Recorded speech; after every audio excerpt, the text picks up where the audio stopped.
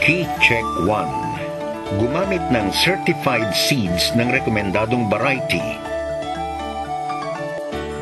Ang paggamit ng certified seeds o sertipikadong binhi ng rekomendadong variety ay nakatutulong upang mapataas ang ani ng palay ng 5 hanggang 10%. Ang sertipikadong binhi ay puro, malinis, buo at pare-pareho ang laki at hugis. Ang pinakamababang antas ng pagsibol nito ay 85%.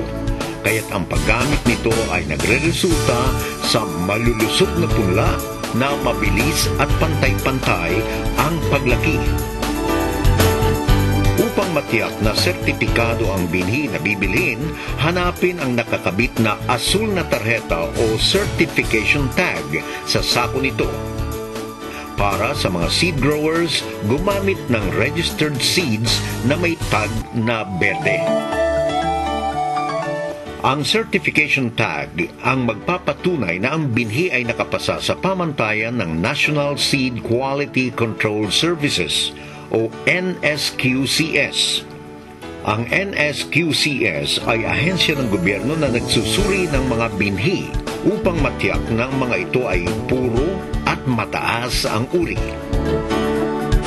Ang sertipikadong binhi ay mabibili sa mga accredited seed growers. Maliban sa pagtiyak ng sertipikado ang binhing gagamitin, mahalaga din na ito ay variety na rekomendadong itanim sa inyong lugar. Hindi sapat na pamantayan ang pagiging bago ng isang variety upang ito ay piliin.